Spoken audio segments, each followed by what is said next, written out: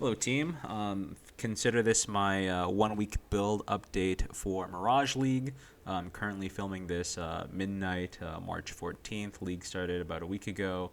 Yeah, the reason why we're seeing my PoE Ninja page for my starting character is simply because the character has been effectively liquidated. There is no gear on the character at all. And the reason for that is I have, as of this morning, transitioned to the Pathfinder version. So if I type my /played, you'll see I've only have 12 hours on this character, and that's because I've been playing since noon this morning. Yeah, the Pathfinder version just takes a lot of currency. Naturally, if you've seen it in my past videos, I've had a lot of inquiries, which is why I'm making this video. In this video, I'm going to be going over several things, such as how was my league start, what did I start with, what did I prioritize, what did I farm, and how did the Spectre version go, because it is a CI Wretched Defiler build, and that really hasn't been done yet, so that's a bit interesting. How much budget it was? Pretty low budget, actually. And then we'll go into the transition, which is to the Pathfinder version. So what makes Pathfinder stronger than Necromancer? What changes occurred in 3.28 to the Pathfinder version? Exceptional gems are very strong. And then I'll go over my character in the Pathfinder, the budget, as well as my next upgrades, considering this is the 1 week update. So to start off with, let's focus on the PoE Ninja. Now, because the character's naked, there's not going to be a link for this. If I refresh the character, I'm pretty sure it's going to update and be naked, so I really don't want to do that. I did league start as Poison Range Animate Weapon, which was quite nice. I got all 4 Void Stones, and I just started farming like stack decks. And then I transitioned quite shortly afterwards to Doryani Prototype. Now, I did like Poison Range Animate Weapon. I have played Animate Weapon in the past, but it just wasn't what I was looking for in terms of like a fully autonomous playstyle. So obviously I transitioned. I could have like fully farmed to Pathfinder, but I didn't do that. It was just better to transition to Spectre Necromancer and then use the gear that my Pathfinder would use, and then transition to Pathfinder. But that being said, the Wretched Defiler version of the Necromancer build was very cheap, right? If you don't buy things on day 2. So Wraith Lord, I think day 2 was like maybe 380 C. I think I bought it like day 4. It was like, by then it was like 100 or 50 C or something. My wand, really cheap as well. I just used 1 essence and I recombinated. Minion skill gems, really easy to roll with alts. My shield, when I started, wasn't the +1 Spectre gem. It was just a regular Bitterbind point, which honestly costs like 2C. Also, because this build is, I was planning on playing Pathfinder, so I did not want to buy a Replica Dragonflight. Replica Dragonflight is like 22 divines on like day 3 of the league, so I was like, fuck it. I bought Bone Meld, which is honestly a great decision because negative lightning resist rings were also a bitch to find. I think every single ring was like super expensive, so like these ones are super shitty, right? But thankfully, you can circumvent the shittiness by simply going Chaos Inoculation. So by going Chaos Inoculation in this build, I'll be honest, I copied several people to unlock these things. You get access to Instant Leash, you get access to Leath Shade, so you don't have a Life Flask for recovery, but at least you don't instant die, but lightning damage is still a threat. And then you're on the left side of the tree, so naturally you just get a lot of block. I was block capped, but I was not res capped. But you are immune to chaos, which is really nice. And you also have a lot of armor because you're running Determination and Tempest Shield and Discipline. You'll notice I have the Cast on Death setup though, because again, this was a transition build. I was just farming with it. But Bone Meld and these 3 shitty things let you hit quite negative lightning. It's not negative 200, but it's enough to kill Ubers. And then I had a regular Doryani's Prototype for most of the time. This is +2. I think it was like day 3, day 4, day 5. It was like it went from like 18 div to like 40 div, which is a mistake by me. I could have bought it at the time, but I didn't. I made the gruesome mistake of waiting until tomorrow morning. So what I actually had to do instead was I was literally farming Temple Corrupts. I was evoling like I evolved at least like 80 of them. I literally stopped counting. I think my update said 46 double corrupt, 7 hit. But I literally stopped counting because like it just didn't work. That's why this one only has the one implicit. But that being said, farming temple early league is so insane. Like you can see, I was like selling ambition, Doryani prototype +2 duration +2, architect's hand. I was buying double corrupts for like 90C, and with a lapidary lens you could get for 110C. Another ambition. I was honestly just dropping so many ambitions early league. So I think like one afternoon, like 3 hours of playing, I think I made like 80 divines. Yeah, you also get Mask of the Spirit Drinker, so if you don't get those high loot drops, you just get like a lot of rares. You get a lot of uniques. Coward's Chain, 3 Coward's Chains in a row. I was like specifically targeting the tile sets these uniques would spawn from too. You could also Lapidary Lens Righteous Fire, so I think I got 2 Righteous Fires here, 15 divines each. I got a Vial of Summoning, this is like a 1% drop, 25 divines, another Ambition, another Doryani. So I vol like at least 80 Doryani's prototypes, and that's just how I made my money early league, to be honest. Yeah, Temple double corrupts early league, always underutilized because people like, especially with this build, like there's so many people playing Doryani prototype because there's like the Absolution players, there's like the Smite players, there's like the, I don't know, the other minion players. You could just tell like all the rings were super freaking expensive, which was annoying. So I had to go CI, but it made sense. So Amulet 1C, I used a regular Doryani prototype 1C. The rings were like 10C, the wand was 10C, the helmet at the time 30C, the shield was 10C. The gloves, these gloves were also 10C. All these jewels were like 10C each. They're all shit, except for this one. This is maybe 50C for the determination. It's also low roll. You're gonna notice, I'm not gonna have a link here unfortunately because the character's naked, so I can't refresh the page.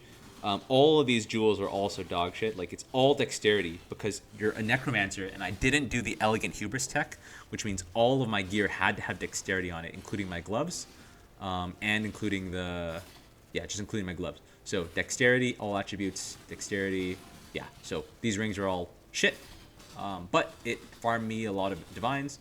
And then once I had enough currency, I started crafting some gear. You can see here, I got lucky on the boots. So I actually just crafted the boots right away. I got every dominance and every awakened orb hit. I anticipated the boots would have taken like 20 divines. It took me like 8. So I'm pretty happy there.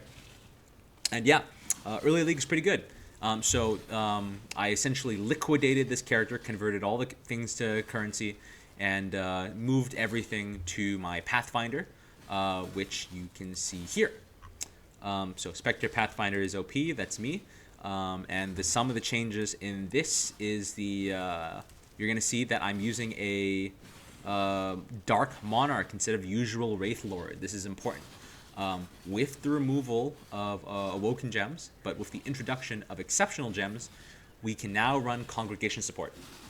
We were already running +1 Spectre Bitterbind Point last league, so +1 Spectre just synergizes with Dark Monarch. So our main link now has 10 damage Spectres as opposed to 8 damage Spectres and 1 support Spectre last league. With the downside of we lose 4 Ghastly Jewels and we lose +1 gem, but we more than make up for it by getting 3 additional support Spectres. So a level 3 Congregation will give you 3 more Spectres. But when I was crafting my wand, which I also got lucky with because I hit it in the very first two resonators, and I think I have additional resonators left in my stash tab somewhere. I don't know where to put it. Yeah, doesn't matter. I was able to get +1 int gem. The attack speed and cast speed is kind of low, but I'm fine with it because the int gem more than makes up for it. If I didn't get +1 int gem, it would have been I would have had to pay 20 divines for level 4 Congregation. The extra level 4 Congregation gives you 1 more support Spectre. So I'm running 4 support Spectres in my offhand and 10 DPS Spectres in my chest piece. And the 4 Spectres are Perfect Forest Tiger for haste, which is 8 divines, Perfect Forest Warrior for onslaught and culling strike. You also run Perfect Pain Artist for zealotry and Perfect Spirit of Fortune for wrath and lucky.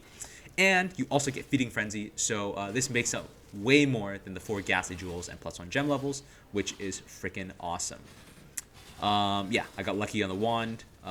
Also, I think it took me 2 fractures to hit this as well. It's a bit of a low roll. Queens, which is nice though, better than most people's.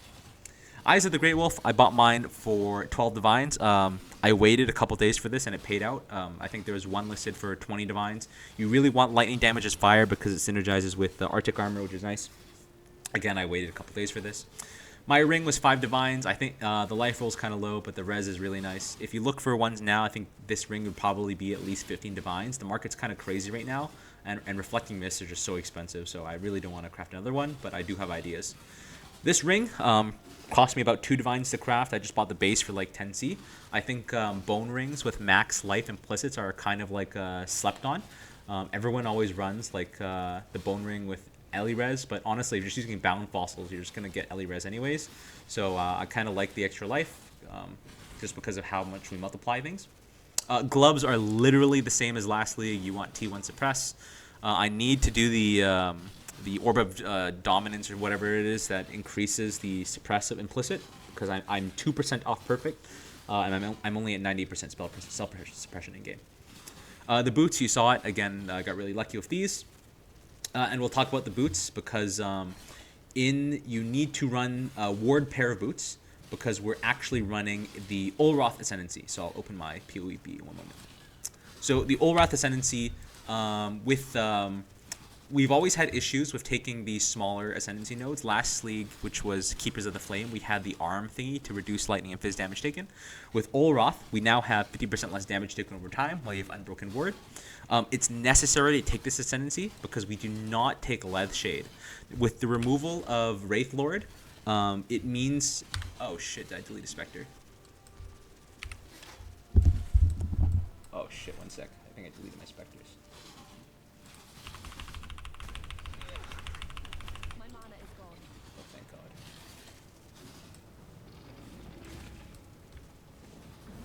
Oh shit.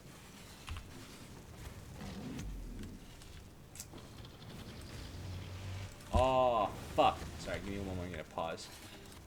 Okay. I accidentally pressed X. Pressing X is really bad because it swaps your offhand and you lose +2 Spectres. And I don't want to lose my perfect Forest Tiger. But anyways, we don't run Leth Shade because by swapping out Wraith Lord, you lose 4 Ghastly Eye Jewels. And now, while we do have like the flask that constantly heals our minion, ideally I would like one source of minion leech in case we have like low flask recovery or there's some new flask mod on maps. So we need to use a Ghastly Eye Jewel in our tree. You could drop the Covenant or you could drop your Watcher's Eye. But I really wouldn't advise against that. Instead, we can drop Leth Shade because we're missing 2 Ascendancy points anyways. If we put these 2 Ascendancy points here, we'd still be 1% off Fire Max Res, so it's more prudent to run a 2% Fire Max Res Jewel, which is really nice. But yeah, you could in the future get +1 level on your Purity of Fire somewhere else, and then take that Ascendancy and then take a Leth Shade. But I think this is a bit better, just because this ward has a 2-second restoration time, and ward is not broken by dot damage. On it, ward is only broken when the hit passes your energy shield and deals damage to your life. And with Steel Skin, Energy Shield, honestly, like our ward's never broken. This is honestly just better than Leth Shade. Also, Foulborn Intuitive Leap is like I think like 8 divines right now, so I kind of don't want to touch it. And I just really like the leech. You actually don't even need a leech, to be honest. If you really don't want to, I like the security, so I'm gonna keep the leech. And I think this Ascendancy is honestly better than these 2 points because there's really no other good Ascendancy. I know the Mirage Ascendancy has like 150% increased minion damage, but your minions take 50% more damage, so I'm not a fan of that. Yeah. So you do want ward boots. Also, ward boots are just really cool. So yeah, anyone not running that is kind of a dweeb. Usual flasks, you've seen them. I vowel my flasks just to get that increase in quality. Yeah, I find that like if you don't have 3-in-3 life and utility flask, like I find that your timing can drop off. So you generally want as high quality as possible. In fact, I had to take this node. I take this node on like even the last couple leagues. You can see here my Quicksilver is not on time. But usually when you're killing mobs, it's not a big deal. And the only reason is it's Quicksilver because it has a lower duration. So I'm not too concerned about it. Yeah. In terms of the build, yeah, this build just way better than this Necromancer version. You're scaling Mark Effect because you're on the Dexterity side of the tree. The mark is so important because like we don't really have a lot of sources to increase enemy damage taken. So mark effect just super OP. You don't need leech. You have flasks. Really OP there. Yeah. Next upgrades for me, honestly, are the jewels. I bought these for, I think, I was sniping them. These are 6D each for the base. I think they're like 8D normally. I just had a live search on. And I just reforged cast speed or reforged speed on the harvest bench. And I'm hoping to get 35%. Although I might buy a fractured 35%. I actually think they're quite cheap right now. And yeah, that's kind of the build. I really got lucky on the wand because the wand is giving me +1 level to congregation. Which means I get a 4th support Spectre. If you only run 3, you should run Tiger, Chieftain, and a Spirit of Fortune. This is so you get a shitload of movement speed. I actually swapped off the Creighton Bandit reward, which is 8% movement speed, just because I had too much, so you get the extra skill point back. And then once you have a level 4 congregation, which is like 20 divines, I really think level 4 congregation is really nice. You just get access to zealotry, which is technically consecrated ground, as well as the spell damage, which is also really nice. Yeah, honestly, besides from these changes I mentioned, there's not really that much of a difference compared to 3.27. The build is kind of still retard level, like super strong goated. Yeah, if you have any questions, let me know.